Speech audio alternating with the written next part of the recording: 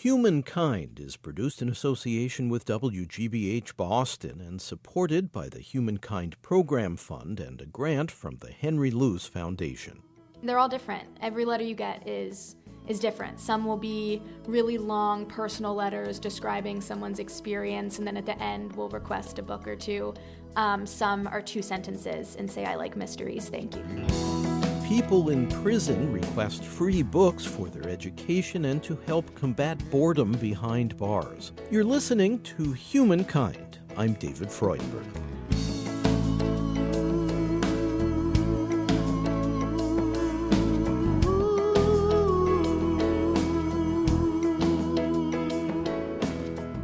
About 1.7 million Americans are incarcerated in state and federal prisons. Most inmates have low levels of literacy, and about 2 out of 5 prisoners lack a high school diploma. Many are from low-income backgrounds, earning on average about $19,000 a year before entering prison. That's 40% lower than people of similar ages who don't end up behind bars. So one way out of this cycle is to help inmates develop better reading skills associated with brighter job prospects and reduced likelihood of reoffending. Sometimes people just come and drop boxes of books off on the porch. Gina Shepard is a former nurse and longtime organizer at the Prisoners Literacy Project in Berkeley, California, which operates strictly with volunteers. They ship about 600 books a week at no charge to inmates who request them from prisons and jails throughout the United States. Most of the books are donated by individuals. And a lot of times those books we can't use at all because most prisons want books in good condition. And people will leave books out here that should actually go to a recycling dump.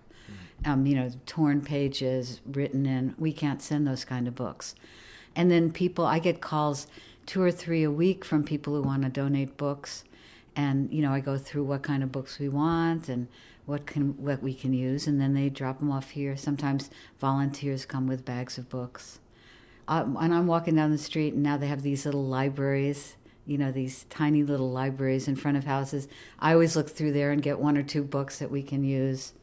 I go to the El Cerrito Recycling Center every week, and I get 30 to 40 books there. Inmates are prohibited from receiving books shipped by individuals. Prison officials cite security concerns of hidden messages or even dangerous objects concealed in books. Internet access is also greatly restricted.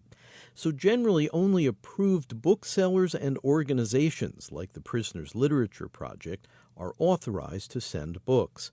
And in most cases, the final decision on what may come into a prison rests with guards or people in the mailroom. There are some prisons that will only accept new books. Those are a lot from Washington State, believe it or not. There are some prisons that will not accept hardcovers. There's a lot of prisons that won't accept hardcovers. Most prisons will not accept any writing inside the book. Some prisons, they have these bizarre things like they don't want any chemistry books because they think people are going to build bombs. A lot of prisons will not accept anything erotic. Sometimes we even have to tear out the pages of art books if there's nudes in them. We get those back. If we send an art book to some prisons, they send them back to us. Are you aware that they are specifically going through every single book before they'll admit it to the prison? Well, it really depends on the guard. There's some prisons that the information that we have are they'll only accept new books, but sometimes newish books get through. So it really depends. What is a newish book? That's a subjective decision. So the guard can look at the book and think, oh, this isn't newish enough, and just not accept it. The population of prisoners varies, and some have above-average reading skills, but most don't. And in general, says Gina Shepard, inmates are likeliest to relate to certain kinds of books, reflecting their own experiences, often in inner cities. I'll never send out Proust to anybody. I'm at college, I have a graduate degree. I can't read Proust. I'm not going to send Proust to somebody in prison. This is no specific hang-up about Marcel Proust. No. No, I'm just giving an example, like, all those old English Victorian writers or 16th century writers, I'm not going to send those. They're not going to read those. So you would consider those kind of unsuitable for that population? I would. We have some of those books, and some people send them out, but I personally will not send them out.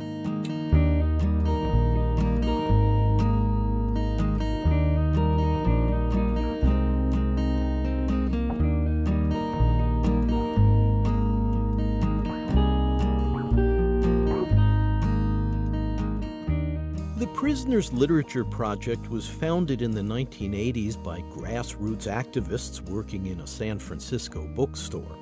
The entire operation is staffed by volunteers who range from young professionals to retirees, librarians, citizens who advocate for the rights of prisoners, and others. Steffi Ostrowski from Pittsburgh came to the Bay Area a couple of years ago and took a job at Facebook. She's donated a lot of time to the Literature Project. There's a lot of behind-the-scenes work that goes into this, such as actually taking the packages to the post office and getting stamps and receiving the letters and things. And that work is done a lot by volunteers who have been around for a while. The actual answering of individual letters, we have 2 kind of large volunteer days a week.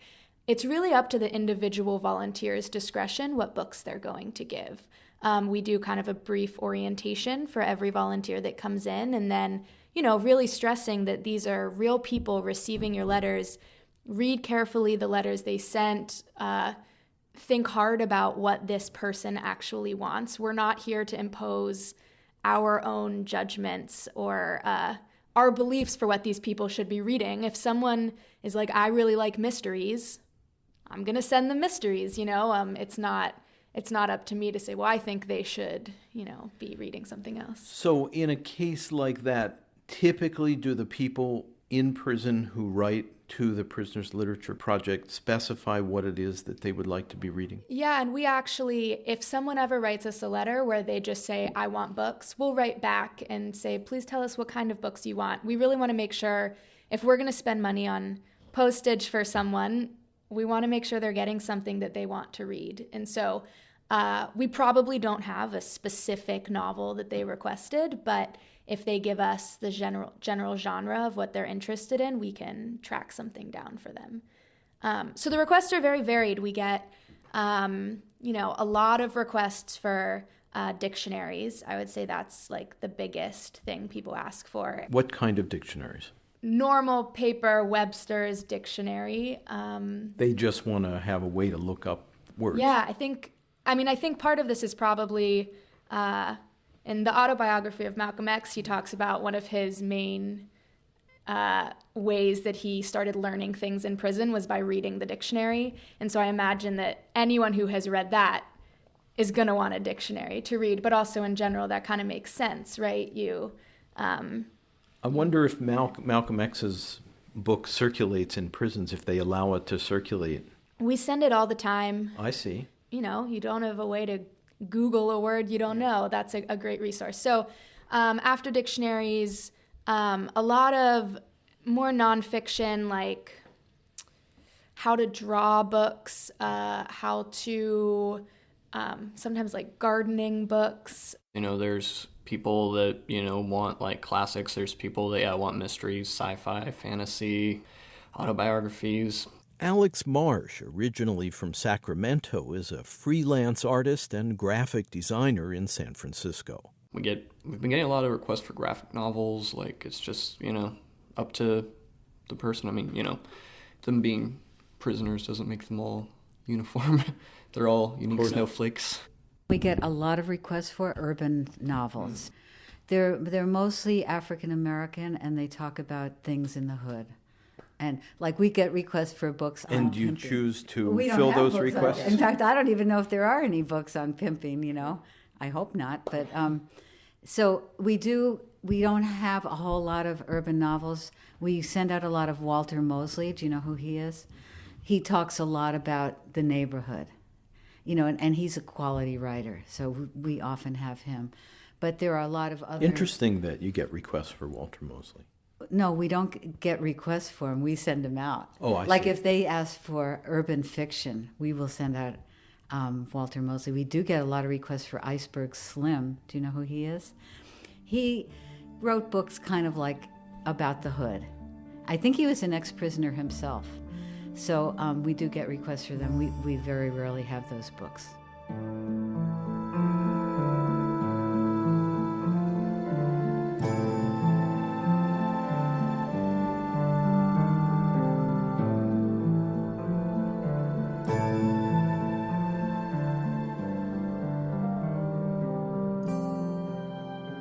For many inmates, books offer a welcome mental escape from the social isolation, the depressing loss of freedom, and just the utter tedium of life behind bars.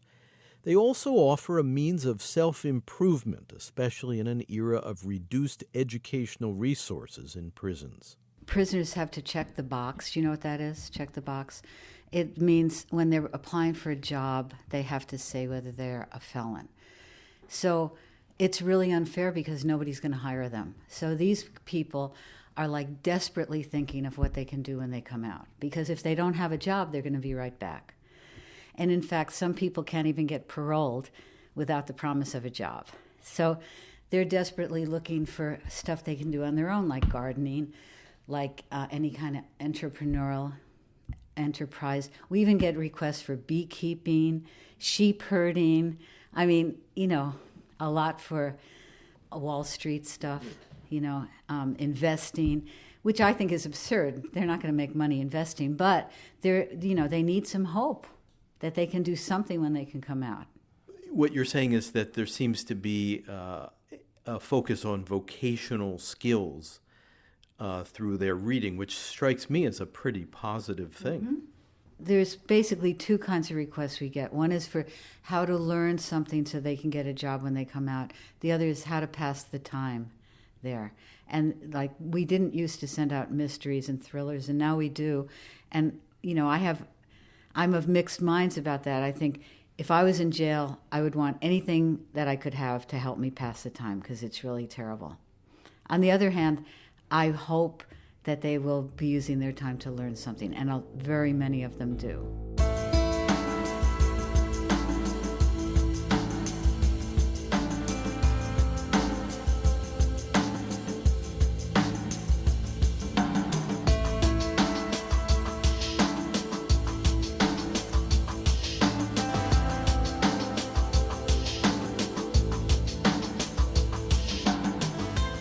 We're talking with volunteers at the Prisoners Literature Project, based in Berkeley, California. They ship tens of thousands of free books each year to inmates around the United States. You're listening to Humankind. I'm David Freudberg. For more information on this segment, Books to Prisoners, and to obtain or download an audio copy, please visit humanmedia.org.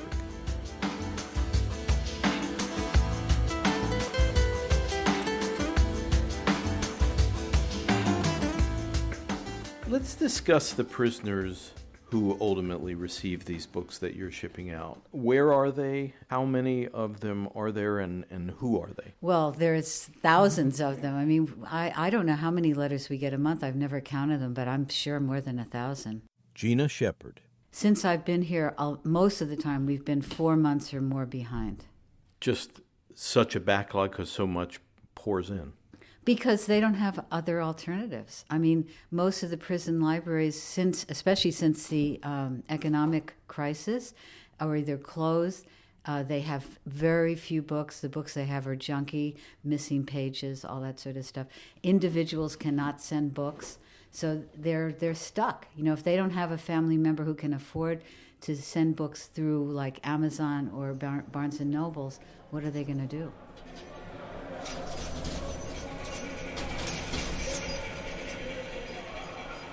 The letters arriving from inmates provide a window into a grim world that's not visible to most Americans, a place where your personal safety may depend on being hyper-vigilant and on not getting too close to others.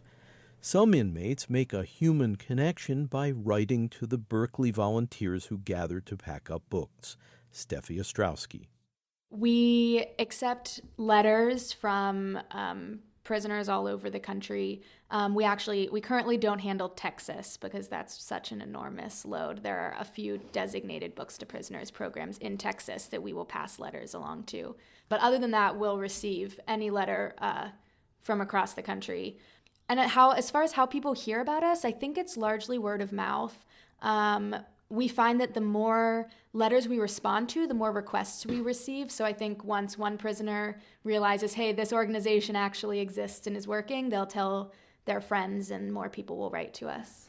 So you say some of the letters are kind of detailed descriptions of their lives, which must be fascinating, maybe poignant, maybe sad at times. Yeah, it's intense. I think that one of my favorite things about this organization is how, we get a lot of volunteers who come because they have community service hours they have to fulfill for a high school or college club they're in or something, and then don't know anything about prison reform or prison issues.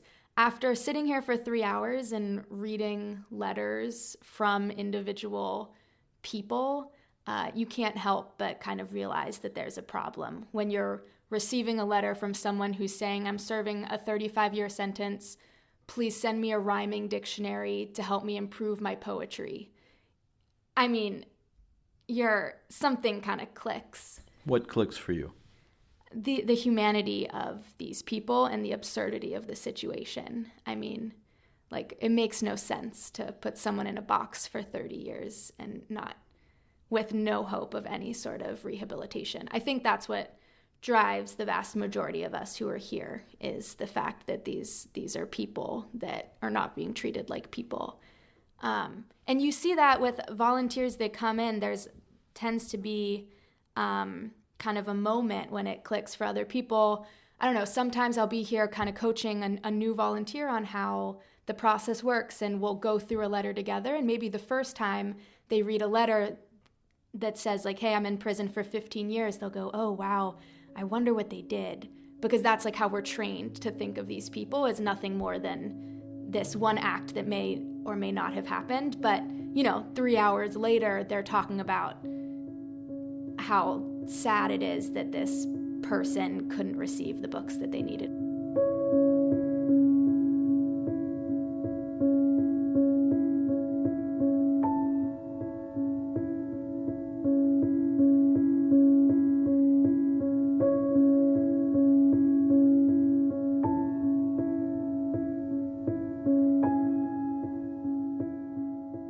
We get a lot of things like this. I won't read the whole thing because it's kind of long, but I was provided with your address along with a few others as a possible way to get books and or reading material.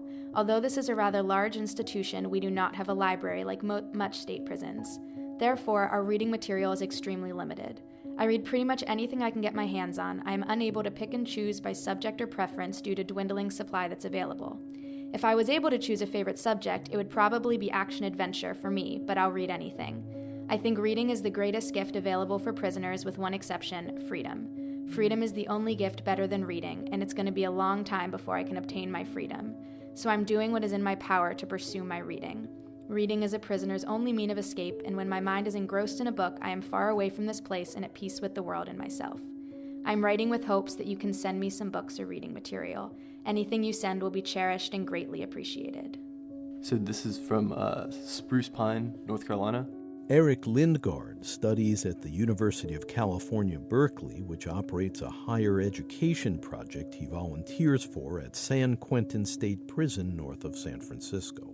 Dear PLP, I hope it's not inappropriate for me to be writing you guys, but I really wanted to send my thanks and let you know how much I truly appreciated the books y'all sent.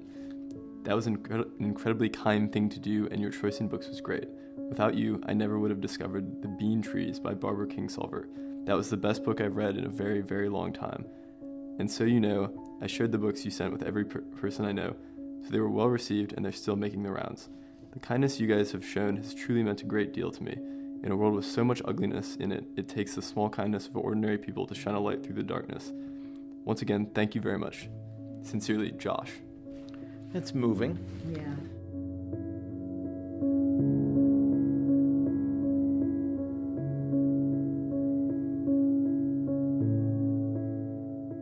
This is from Angola, Louisiana. Hello again.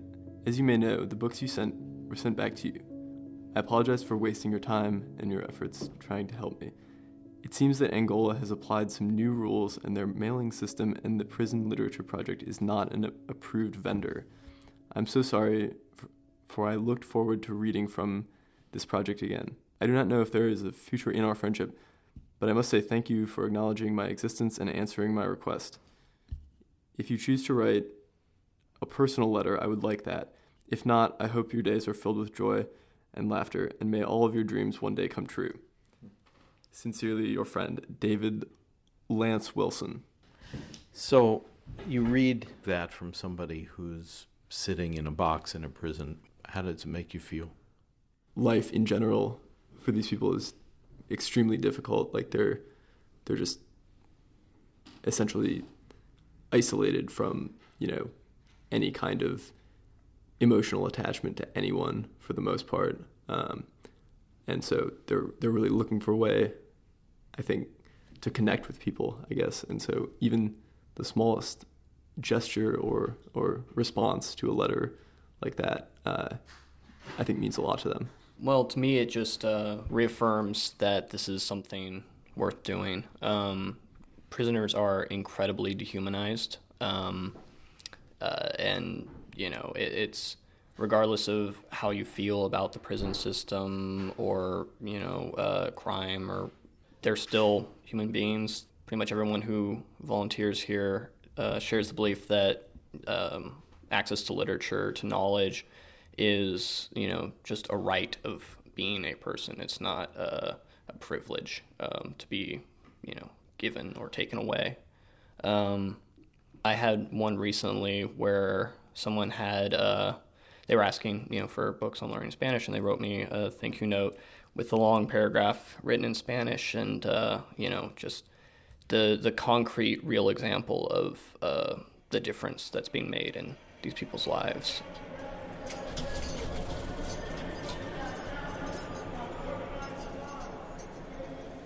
Prisons are often overcrowded, sometimes drastically. The inmate population here at San Quentin, where a number of the Literature Project participants volunteer, exceeds its capacity by more than 1,000 prisoners. They may be crammed into cells that are no larger than a bathroom. Gina Shepard. This is no way to treat a human being. Most of them were really young when they committed the crimes, if they even committed the crimes, because there are a lot of innocent people in jail. And, they're 19, 20, and a lot of them were drug-related, and the sentences are huge. It's absurd the long sentences these people have. They go in as a young person, they come out, if they come out, when they're old. I've seen people at San Quentin in wheelchairs wearing oxygen. It's pathetic, these old people. Public safety advocates maintain that many criminals are simply bad actors who, for whatever reasons of their personal history, have become entrenched in antisocial behavior and must be segregated from the broader society. I also feel that there's certain people that I don't want out on the streets. I don't want Charlie Manson out on the street. It's not like I think everybody in prison is a saint. I don't feel that way. However, I do believe in forgiveness. I do believe people can change. I do believe that if you put a teenager in prison, that person's brain isn't even formed. And so, to put them in jail for life, that is absurd. Now, most people who are incarcerated, in fact, are released. Mm-hmm. And if they're going to get out, what you're doing strikes me as a particularly useful intervention to help them both in terms of a skill that they'll need as they try to reintegrate into society, namely literacy, perhaps specific vocational skills they learn in the books, and more so, perhaps, the human contact that somebody cares about them, which we all know can be huge in lifting anybody who's in distress up. Take two prisoners, one who has had a little bit of human kindness and another prisoner who's been just treated like a dog. They get out. How do you think those people are going to react? The person who has been treated well may try to change his life or her life. The person who's been treated like a dog is going to come out with anger and just going to want to hurt. And we see that. We see people doing that, not just from prison, but from the military, just striking out. So I totally agree. I think human kindness can make an amazing change. Eric Lindgaard. I grew up in Michigan in a relatively small town, and I kind of grew up, looking around at cities like Flint or Detroit or Saginaw, where there's just this incredible income disparity. You realize that there's just this endemic cycle of poverty and violence and so on and so forth. And so it's all kind of linked together in a way. And I guess what keeps me coming back is the idea that if I can do something to, even if very small, to kind of help put a stop to that and just make society a little bit better in some way, then, I've had a lot of opportunities in life, and I should probably try to do that, So you feel it's kind of a form of giving back? Yeah, I guess so. I don't think that it's fair that I've had, by most standards across the world, like a very easy and comfortable life, and that somebody down the street from me has had an experience that's just like the exact opposite of that. Like, I talk to people in San Quentin, every week who say, like, when I was 9 years old, I'd wake up every day and I'd be hungry, and like my clothes would smell like urine, and I just didn't understand why I didn't have anything to eat and why I didn't have any clean clothes. And I just can't kind of wrap my head around why it is that, when I was 9 years old, I had everything I could have wanted, and like somebody like that, who lives in a place like as wealthy as the United States, can't have that. Eric Lindgaard and fellow volunteers of the Prisoners Literature Project in Berkeley, California.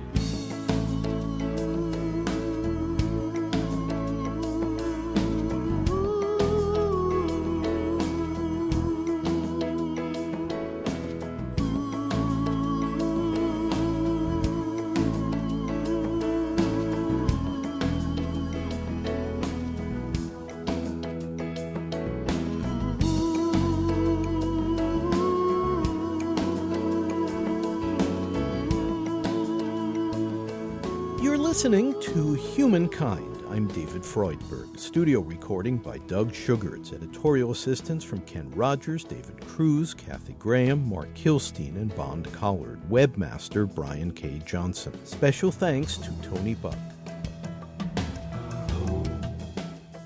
Our program is presented by Human Media in association with Connie Goldman Productions. Program development provided by Shart Media. To purchase a CD copy of this program, please call 1-800-5-LISTEN. That's 1-800-5-LISTEN. Or visit our website, where you can also obtain an audio download of this and our other programs and can hear selected episodes free. You can access free written materials related to this program as well. Our web address is humanmedia.org. Again, if you'd like to purchase a CD copy of Humankind by phone, please call 1-800-5-LISTEN, and our web address is humanmedia.org. And you can subscribe at iTunes to our free weekly podcast, Humankind, on public radio. This segment, Books to Prisoners, is Humankind program number 247. The executive producer is David Freudberg. This is Humankind.